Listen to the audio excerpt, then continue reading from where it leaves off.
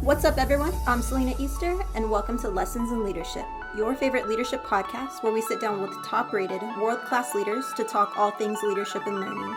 This show is designed to give you a behind-the-scenes look into what makes these leaders tick and what it really takes to reach the top. From their successes to their failures, no stone gets left unturned. And trust me, you're not going to want to miss out. Let's get started.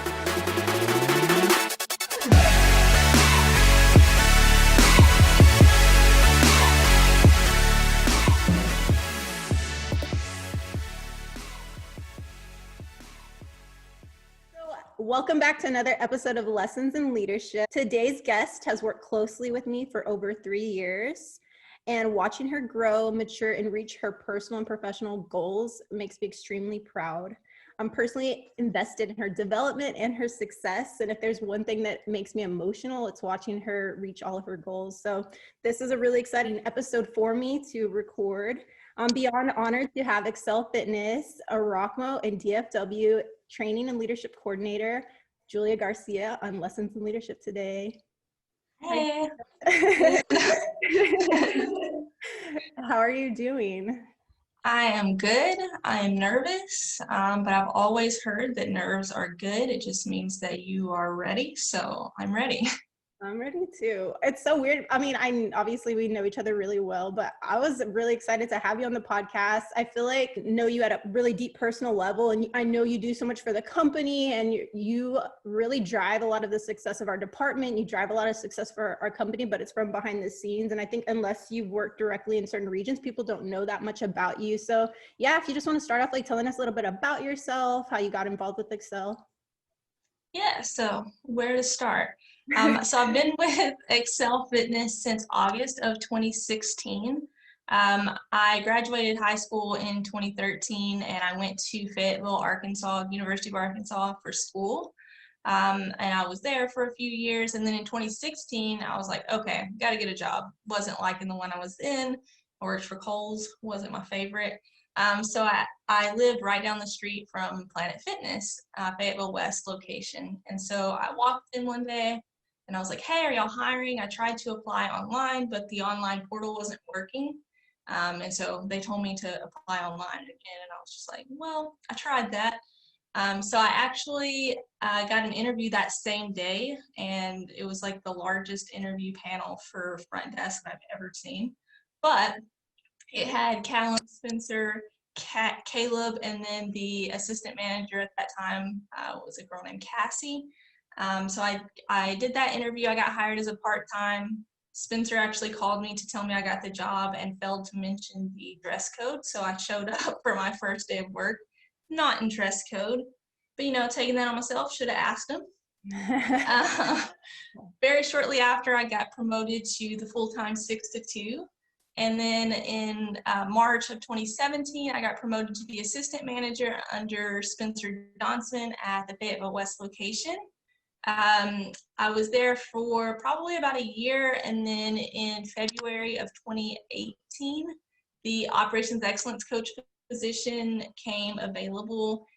There wasn't really much information on it at that time, just kind of what the basic outline of the job description was, because it was a brand new it was a brand new department with you, Selena. So I was very interested because my education is a lot to do with making businesses more efficient, and that has a lot to do with training. And so some of the internships I'd had were very training focused. So I was super interested. I felt like it was a perfect fit for me. I was a little worried just because it didn't have a location. It said location TBD, just because there were a lot of things to figure out about the department at that time. So I remember emailing Caleb, and I was like, hey, I'm really interested in this position. Do you think I should apply, or is it like a waste of time since I don't know where it's going to be? It could be in Austin, and I can't move there right now in school. And he's like, go ahead and apply. You never know what could happen. It could be in Fayetteville. And what do you know?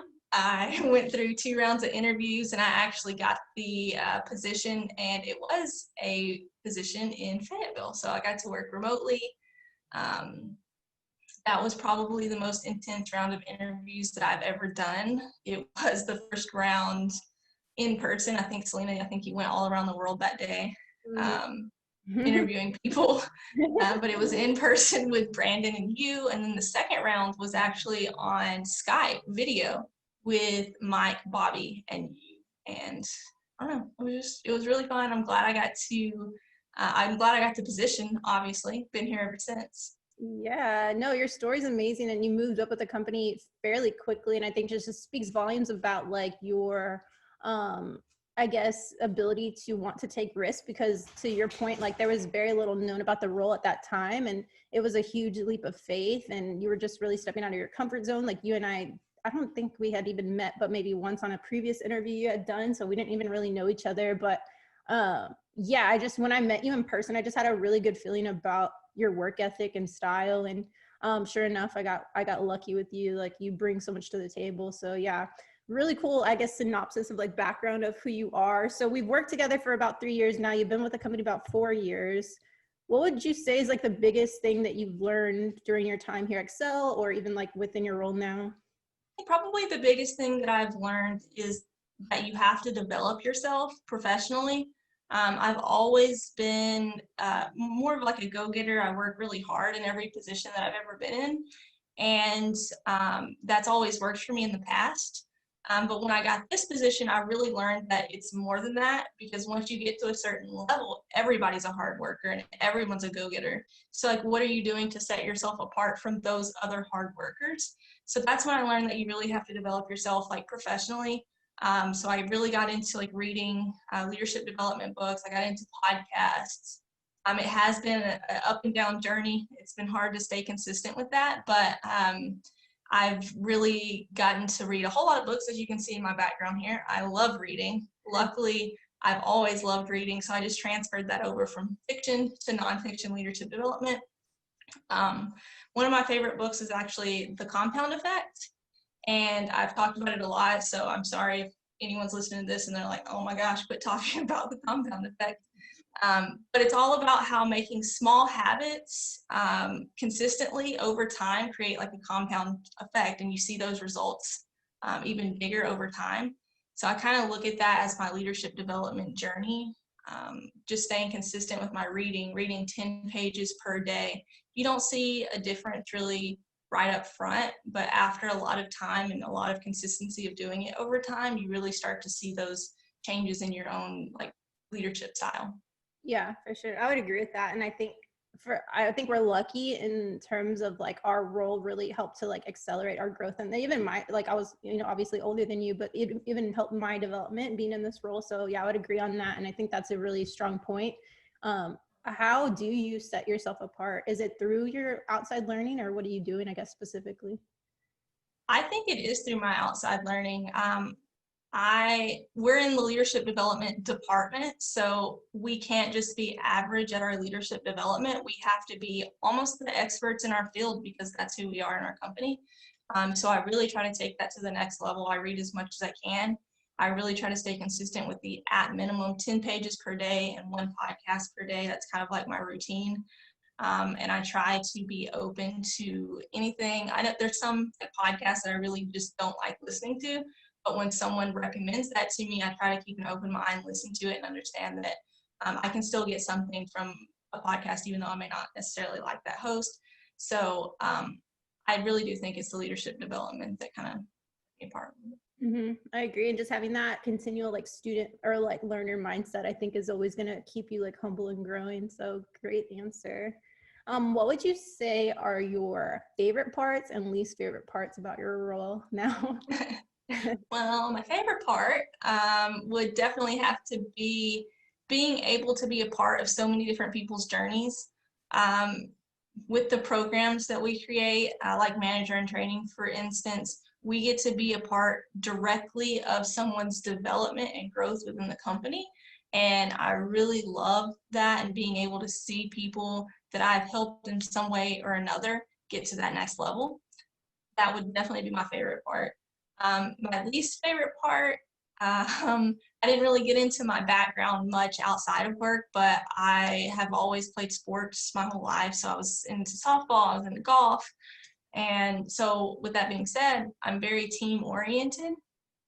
And being in this role, we have a very small team. It's just you, me, and Kelsey, and we all work remotely.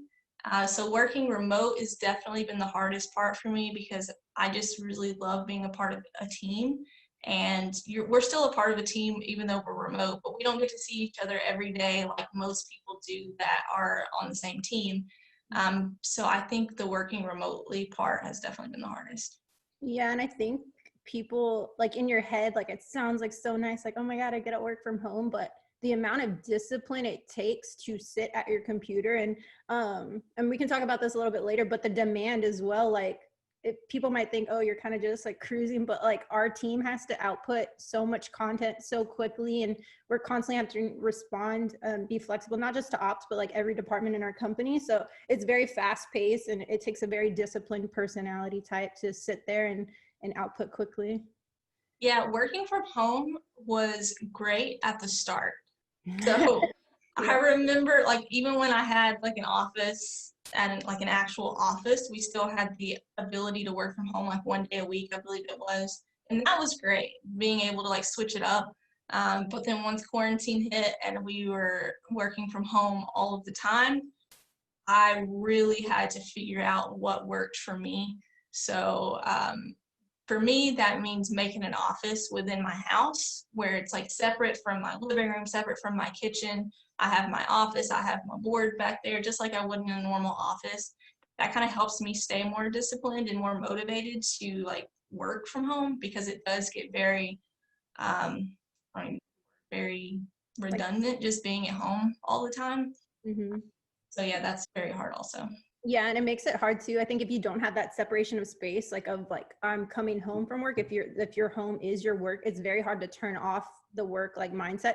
I'll find myself like watching movies and not even pay attention to like 30 minutes of it because I'm thinking about work stuff, and like it's very hard to like decompress and turn it off. So I think that's a good point and like a challenging aspect of it that I think people don't realize unless you've done it. Yeah, and I don't know if it's just me, but there can be like a whole week where I don't leave my house Mm-hmm. because my gym is in my garage. I work from home. I get groceries every Sunday. So like during the week, there's not much of me actually like leaving my house. Mm-hmm. So that doesn't really hit you until like Sunday when you go to go grocery shopping and you're like, wow, is this the first time that I've left all week? And then Yeah. you kind of feel lazy, but I mean, you're not. You've been working all week, so. Yeah, that's true.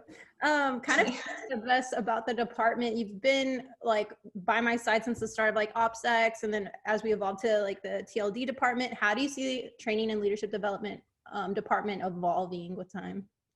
Yeah, so every time I get asked this question, I think back to my final interview for Operations Excellence. Mike finished my interview and was like, do you have any questions for us? And that was my question for him. How do you see Operations Excellence evolving within the company? The main reason I asked that question at the time was because it was a brand new department and I wanted to make sure I had like job security. It wasn't going to go away in like 6 months. Mm-hmm. But I loved his answer and it has stuck with me since he answered it. And it was, I envision a little army of operations excellence coaches all around our company, implementing new training for our company to become more successful and stay aligned. So that's pretty much where I envision our department going and evolving. However, I do think we have evolved a little bit since then already, as you can tell with like the name change, training and leadership development. I do see it evolving a little more on the leadership development side of it. I do think we're heavily focused on training right now, and that's totally understandable. There's a lot of things that are changing constantly, especially with everything going on in the world right now. So training is very important, but I do see us moving more into the leadership development side of things. And really all that is more training, but it's training on kind of harder topics to just put out a document on. It is more one-on-one. It's more soft skills that are harder to learn and harder to teach. And even more things like this podcast, I think that's more in the leadership development realm. For sure. I love that answer. And yeah, it's exciting to see it change and evolve. And I think to your point, whenever you are part of something brand new and you're having to help build it from the ground up, there is like a slight like sense of like fear or like anxiety, like, is this going to work or is it going to kind of fizzle out? And I think you've been such a fundamental like pillar of the success of the department and why it's been able to be sustainable, not just sustainable, but successful. And we've been able to do a lot with just the three of us on our team, you know, including Kelsey. So that's a really awesome answer. Something that I'm so like happy about is just how extremely consistent you are as an employee. Like every day you bring your A game. And even when I ask you to like turn in certain documents or assignments or whatever, you always exceed my expectations for what I'm, you know, just imagining you'll submit, or the quality of work, or the level of like excellence. The timing at which you like submit is so quick. Like, how do you stay motivated on a day-to-day basis? Yeah, so this was honestly has always been a really hard question for me, is what motivates me. And the longer I have worked in this role, the more I've been able to define what that is for myself. And what motivates me really is being able to see progress and success, whether that be in myself or with other people. So something I do for myself to see progress is I use my planner religiously. So I kind of write everything in my planner. I write calendar items, to-do items. I write what I'm having for dinner that day, how much water I drink, what podcast I listen to, my workout of the day. I kind of write everything in my planner because it helped me measure the progress that I'm making. So I'm sure you've heard the thing where you feel better when you mark off something off your to-do list. That's kind of the same thing that I do. I check mark mine. Or I write complete, whatever it may be. And that really helps me measure my progress, my success on my day. For other people, I think measuring their progress and success is kind of different, but being able to put out, understanding that the documents or whatever I'm working on that day is helping other people progress in their individual roles really helps me like snap back. And because sometimes you get kind of in the stream of things where you're just like, oh my gosh, I'm working on the 5th document today. The 5th time that I've redone the same document. But when you're thinking about it like that, yeah, it's kind of negative. But when you put it in perspective and you're like, this document that I'm going to put out is going to help the managers of this club do this task easily, more efficiently, and it's going to help them be able to train their team better. So when you put it in that perspective, to me, it helps motivate me to get it done and get it done the best way I can. I think that's a great answer. Just being able to zoom out and not be caught up in like your own emotions, or being like inward in terms of like, I'm feeling this way, or I'm tired, or I'm, you know, whatever, or I don't want to sit here, I'd rather go do something else. But I think being able to zoom out and say, okay, this is like the impact that it's going to have, like that can give you an external motivation that I think is really important to stay consistent. Something else. Yeah, I'm really glad that you brought up that, like, I'm feeling this way. I actually listened to a podcast yesterday with Ed Milet and Dr. Susan David, I believe. I think she wrote a book. She's a psychologist, and she wrote a book called Emotional Agility. And one part of the podcast was talking about how people say, I am tired, or I am mad, I'm sad. And by doing that, you are becoming the emotion, and you can't separate yourself from that emotion, when in reality, your emotions are separate from you and you are not that emotion. So like when you're mad, you are not mad, you are feeling mad at that time. So just something as simple as reframing the way you say that phrase. So saying, I am feeling angry right now. That helps you like step back and see it from a different point of view. The podcast that I did with Callum, I don't even remember when, like last month, I asked him what detaching was. That's something that he uses a lot. It's in all of Jocko's books, detaching. And to me, hearing Dr. Susan David explain I am versus I am feeling was like the perfect definition of what detaching is, because you're able to see, you're able to detach yourself from the emotion so that you can handle the situation more rationally.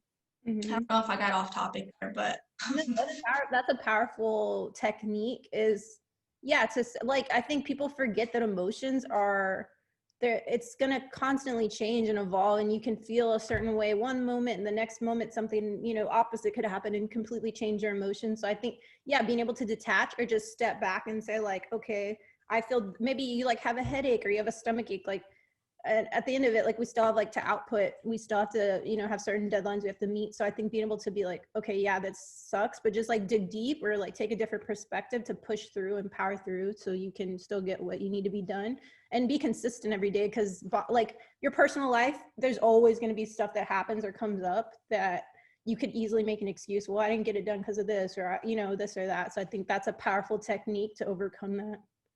Yeah, this is definitely off topic, but one of my favorite things ever in my whole leadership development journey is when I'm able to connect puzzle pieces. And it's some podcast, I think it's Rachel Hollis, that says every leadership person is saying the same thing. They're just saying it in different ways.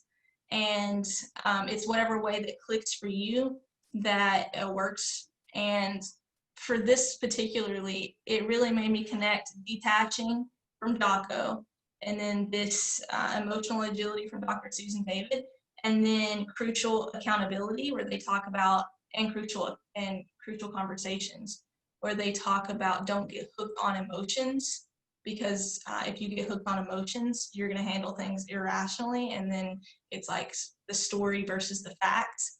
And I don't know, when I heard that podcast yesterday, all of those puzzle pieces just like came together, and it made me really just understand all of it. So I was happy. That's a powerful technique, and that's an awesome connection that you're able to make through those. And I think a lot of people can really learn a lot from that insight. So that's very good. You do a ton of phenomenal work, but a lot of what you do is behind the scenes. Like, people may not know that you're behind a lot of what our department does, even output for our entire company. And it's a phenomenal work, but like I said, a lot of it's behind the scenes. So do you enjoy working in that capacity, or I guess what's your relationship to that, or how do you feel about that? Yeah, so I love all the work I do. When I got this position, I would say this probably was the biggest adjustment I had to make, just because, again, I grew up, I'm not bragging on myself at all, but like, I was a straight A student, and I was in a lot of clubs. I got a lot of awards. Softball, like, we won the World Series and stuff. So I was used to very public recognition for the work that I had done. And in this role, you still get recognition for your hard work. It's just in a very different way. So I may not get the recognition for creating manager in training, because manager in training without the people that took part in manager in training is nothing. Like, it's just paper, and it's just like a program. So the recognition that I get is based on the success of other people, and I really, really like that, because systems are nothing without the people that use the systems and use them effectively based on the training. Mm-hmm. So I think the recognition is still there. I just had to learn to see it in a different light. Yeah, and that's a powerful response. And I think that's something that I've even learned through this role as well. It's really weird because it doesn't matter how amazing or phenomenal work that we output, unless like the people, the employees, like the team players are using it and it's actually bringing them value, then it's kind of like really not, it's not going to be valuable unless they put it to use, to your point. And I think when we get to see the employees like benefit from us, or when they're like, oh my God, we love this program so much, or this thing or that thing, or even seeing their success through programs that we've like created and stuff, it's really unreal. And it's different. It's a different type of recognition, I think, to your point. Yeah. Yeah, very cool. On the other hand, sometimes you have a lot of pressure on you to deliver training content to large crowds, to groups. What's that experience like for you? Because I think a lot of people would say that public speaking is one of their like biggest fears. So what's that like for you? And then like, how do you prepare for that? Strangely enough, I've always really enjoyed public speaking. I even volunteered in high school to be the MC of our talent show. So I've always really enjoyed, I didn't have any talents, so I was just the one that was announcing other people's talents. But I've always really enjoyed public speaking, which is kind of strange because I am more of a reserved person. So For me, public speaking is just all about preparation. What I do to make sure that I'm going to be successful in my training or whatever it may be, my speech, whatever, is practice. So I'll like write down my exact responses for like questions. For example, like this podcast, I wrote down what I wanted to say. Now, if I actually followed through on what I wanted to say, that's all has to do with the preparation and practice. But I did have a game plan going into it. For like training and stuff, I want to make sure that first my content is there. So whether it be a PowerPoint or a document that I'm using to train on, that has to be squared away before I can start my actual practice on the public speaking part side of it. So once that content is there, what I do is I'm like, okay, I need to pretend that I have a group of people in front of me. How am I going to say this? How am I going to interact with the people? And I almost write down how I want that to go word for word. So how do I want people to respond? How do I want to respond to their questions? And then I just practice that by reading it through a few times. And then the last thing I do to prepare is just kind of go for it without my notes. And I would say I have a pretty good memory. So after I practice it a few times, I'm pretty good at keeping up with my thoughts and what I'm wanting to say. Yeah. But I think it all goes back to the preparation. For sure. And even as a group, and then you individually were like obsessively prepared, but like for even simple stuff that's meant to be fun or whatever, like our team will get together and dry run. And people probably don't even know that, like even with Mike and CJ, when they do stay, like I'll dry run with them because I want everything to go smoothly. So we just like over prepare for everything. And yeah, I think it's really important to sort of walk through all the ifs, ands, and buts of what could happen. And then, yeah, you have like kind of tools in your pocket to pull those out when needed. I think that was one of the first things that you taught me in my role was to think of, I think you called them caveats to every situation. So I would come up with a training, and then you would ask me, okay, think of like 5 things that someone, almost playing devil's advocate, what are like 5 things that someone else could say about this that you need to find answers to? So that really helps you think of things from like all angles so that you can basically over prepare and be ready for those items. Yeah, because even, I mean, we've shared stories about this, but when we have to do training sessions, sometimes we have to travel or fly to certain places. Like if we forget like a projector, a microphone, our notes, like printouts, like there's so many things that can go wrong. The hotel might not have a printer or projector. So it's just like, we have to kind of think through what are all the things that can go wrong, and then how can we mitigate like through preparation, to help like solve those risks. And, we have a ton of funny stories of stuff that has gone wrong, and you just learn from everything. And yeah, I think it's a fun process. So I always go back to the hotel that had no projector, even though we ordered a projector. Yeah. And they didn't have one. Luckily, we had printouts of the PowerPoint. Yeah, so you never know, but yeah, good times. Something that you and I have talked about before is called imposter syndrome, and I think different people can struggle with it. For people that don't know what it is, can you explain what it is, and then I guess how do you manage that feeling if it ever like sort of overcomes you? Ooh, okay, so this is a big question. But imposter syndrome is basically that feeling that you get when you get into a new role, and you may not feel like you necessarily deserve that role, or maybe you don't feel like you have the skill set, or you're not at the same level as the other people in similar roles. And it's just like a internal feeling. Men and women can have it. It is more prevalent in women though. And I think that kind of goes back to just the confidence level. There's been several studies where men and women, this is kind of off topic, but men and women applying for jobs, men will apply for jobs even if they don't meet like 3 to 5 of the qualifications. Whereas women, if they see one qualification that they don't meet, more than likely will not apply for the role. So I think that's kind of the confidence level and kind of shows why it's more prevalent in women. But yeah, for me, imposter syndrome was kind of big when I got into this role, just because I was only an assistant manager when I got promoted.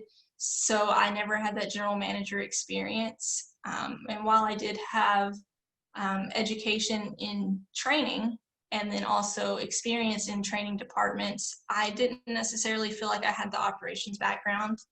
And so I don't really think that there's any overcoming imposter syndrome, but I do think there is more so understanding and almost, this is a funny word to use, but debunking the myth of imposter syndrome.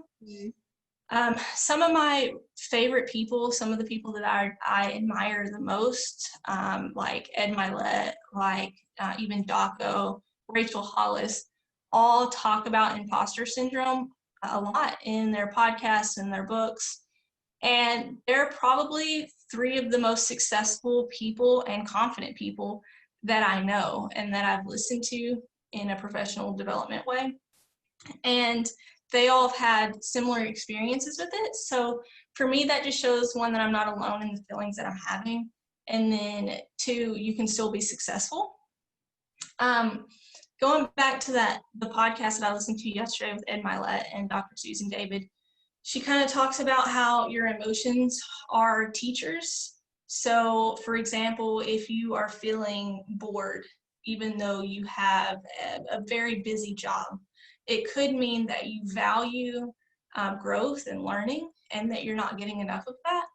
Or if you're feeling like lonely, even though you're in a very full household, you have your whole family there, it could be a sign that you value intimacy and connection and you're not getting enough of that in your house.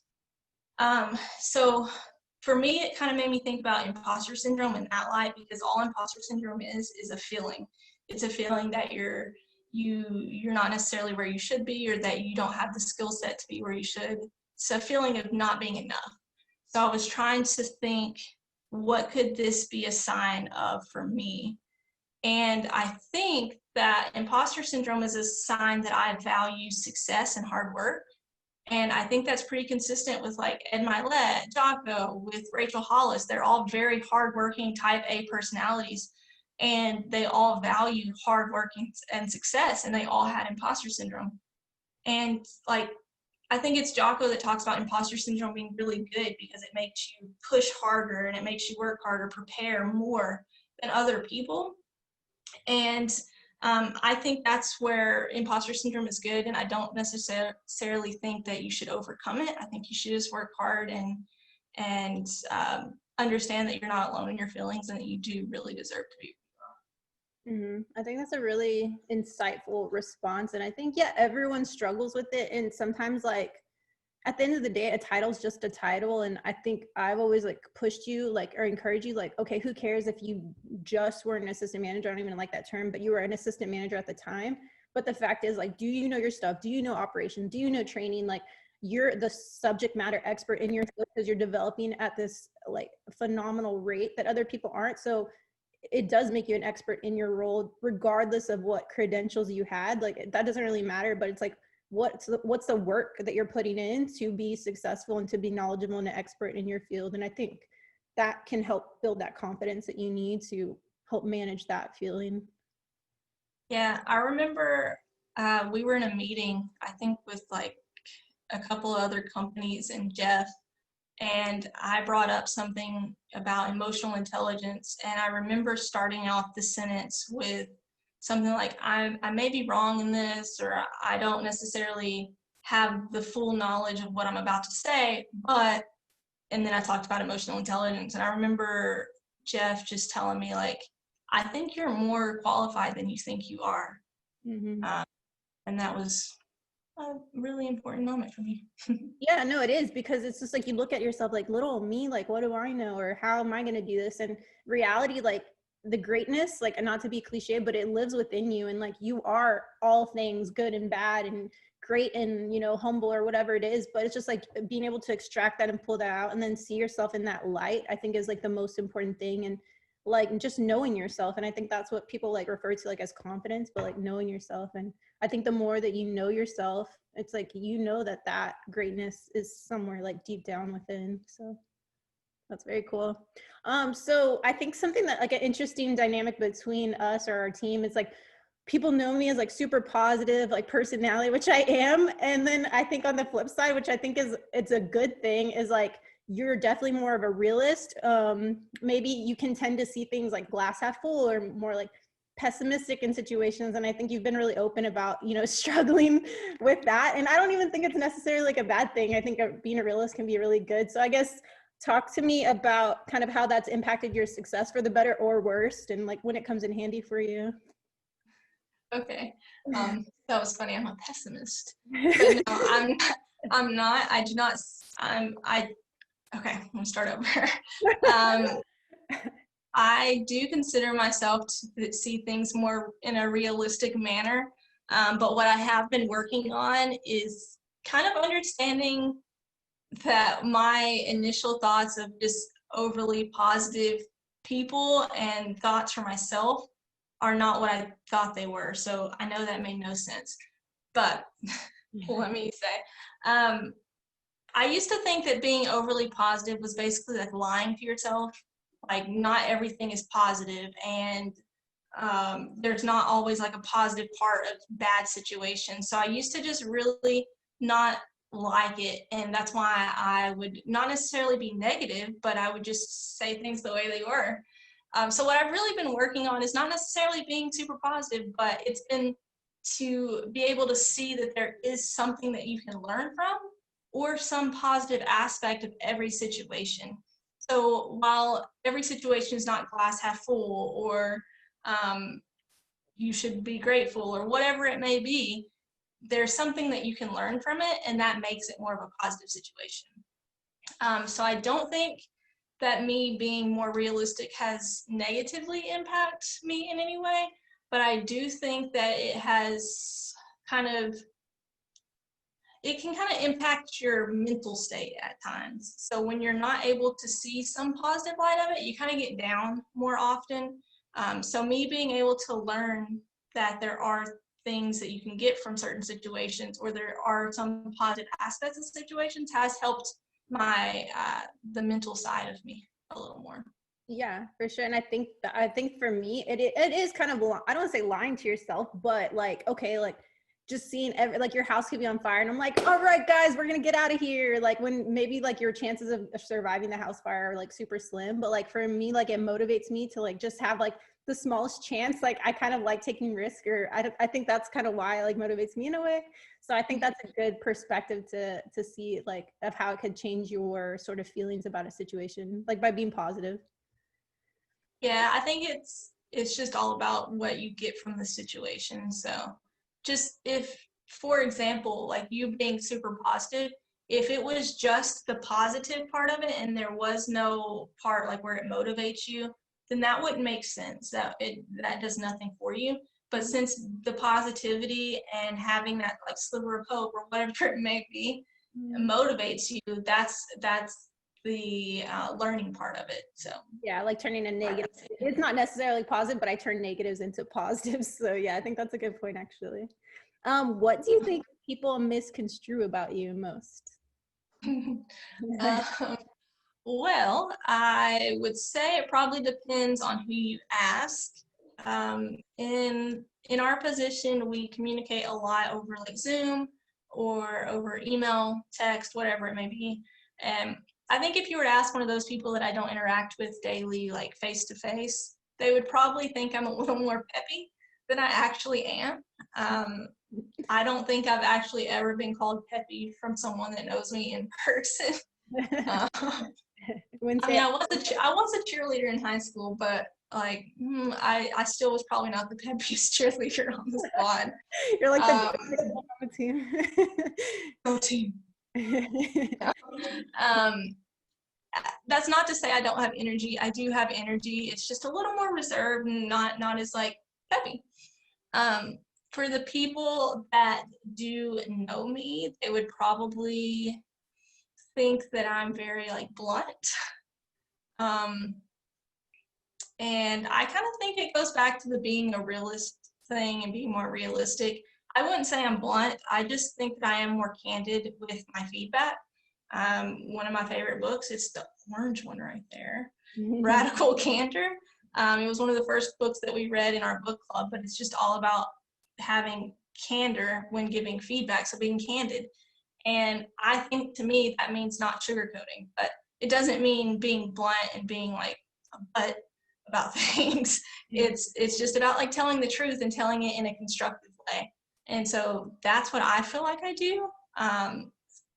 People may think that it comes across as just being kind of blunt in certain situations, but yeah, and I think as long as you have the relationship like as the foundation, like, you should be able to be candid. And I think that's something I love about the dynamic of our group, is because we'll like share training we're working on with one another and be like, hey, like give me your feedback. And I know like if I send you stuff, you'll be like, hey, I don't like this, I like this. Like it's very like clear cut. Okay, let's change this or let's update this. And at the end of the day, like we want our work to be like top notch, so we need to be candid with one another. It doesn't mean like being an a-hole like you said, but it's just like, okay, what needs to be changed or corrected, and just getting a different perspective, because you can get sucked into this vortex of like you just see it from one perspective. So I think other perspectives and that feedback's really good.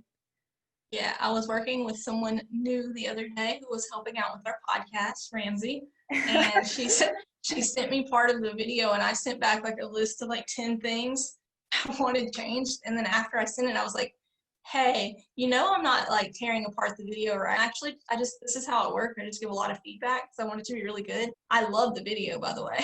Yeah. So yeah, I just like to give a lot of feedback, and yeah. I think something like good we've like learned to do will be like, hey, nice V1 cut of this document or video. Here's like a list of recommendations, because like you still want to give credit. Like it's probably still a good product, but like we are very nitpicky with each other because we want it to be like the best. So yeah, that's pretty cool. Where do you see yourself in 5 years? Well, to start, I hate this question. I have never really liked it, and I've been asked this question like every interview that I've ever gotten. For me, I don't have a clear picture. It's more of like a fuzzy picture, like one that's not in focus of what I want in 5 years. Some of them are more just goals. Like I want to have my degree. I've been working on it a really long time, and I'd like to finish that. It's really important to me. And I would also maybe even like to be started or finished with a master's degree. I would love an MBA. And then I'd like to be debt free. I'd like to be on the road to my like forever life, so whatever that looks like. As far as work, I would love to still be with Excel Fitness in our department. Obviously, I would like to see some growth in our department. I know there's always, I don't have like a place in mind, like a destination, because I know things are always changing. I can just move to Dallas, so actually not Dallas. So I don't really have a super clear picture. I just have like several goals that I want to accomplish in that 5-year span. I love it. What would you want to be remembered for? So let's say fast forward down the line, you finally like leave the company, retire, whatever it is. What do you want to be remembered for? I want to be remembered for the impact that I've had on several people's journeys within our company. I already mentioned it before, but like manager in training was my baby. When I first started in the position, it was like basically nothing. It was an idea when I started. And me and you, we really worked on it a lot to get it to where it is now. And just seeing those people, like Riley in North Carolina, like Lindsay, like tons of people, Rachel, tons of people in the program, just seeing where they are now is really motivational for me. And I just want to be remembered for the impact that I have had on their success and how I've helped them along the way. Cool. Well, I know you think that we're done, but we're not. We're going to play a little game. No. So I didn't prepare for this. I know, which is why I'm laughing about it. So this is going to be a rapid fire questions. You have 3 seconds or less to answer these questions, or oh no, nothing happens. Have you seen this on like Ellen, where people just like freeze and they can't think of anything? That's Yeah, gonna be me. That's going to happen to you. Question number 1. Are you ready? Ready. Describe Texas in 1 word. Hot. What scares you the most in life? Fires. What's your favorite movie? Oh gosh, that one's hard. I can't think of anything. Why is your dog so bad? She's a puppy. Have you ever lied to me? Oh no, I mean, probably. Yes, yeah. Do you Probably. do you want kids? No. How would you describe me as a boss? Fun. What's your go-to coffee? Just coffee with cream. Favorite podcast? Favorite pot, Ed Milet. Rachel Hollis. It's a tie. What social media app do you use the most? Instagram. It's my favorite. Are you glad this podcast is over? Yes. Good job. You only missed like 2, I think, but that was pretty good. Going back to the favorite movie though, like I grew up, my dad loves movies. Like we have over like 1,000 DVDs at our house. And so I've watched a ton of movies. So it is so hard for me to pick a favorite. But me and my dad worked on a project, I don't even remember when it was, but sometime when I was in high school, and we made this huge board. It was out of particle board, and it was like a big square, and it had like 20 or 25, I think it was 25 little squares on it, and we printed out my top 25 favorite movies. We printed out the like cover of it, the cover of the DVD, and I had that on my wall my whole like high school. It was like my top 25 movies. It looked awesome. Oh, But, I have to try to find it so we can insert it here. okay, I'll try to find a picture. Send me some pics. Well, good stuff. Obviously we've known each other for years now, and we were very close, but this was so much fun for me. And I think the team deserves to know more about you and the value that you bring all the time. And I'm so excited to see where you end up, because I think the rate that you're growing is like astronomical. And even at your age, you've accomplished so much. So I think the sky's the limit for you. And yeah, just thank you so much for everything that you contribute to our department, to the company, the person that you are. Like, keep bringing your A game. And I think like all of your dreams, like they're in reach for you. So yeah, thank you again. Thanks. All right, that's it. If you enjoyed listening to this episode, be sure to subscribe on SoundCloud, Spotify, Apple, or wherever you consume podcasts. You can be the first to know each and every time we post brand new content. Be sure to rate, review, and share. Thank you so much for listening, and I hope today's episode has brought you that much closer to your success. And don't forget to lead with passion and purpose in 2020.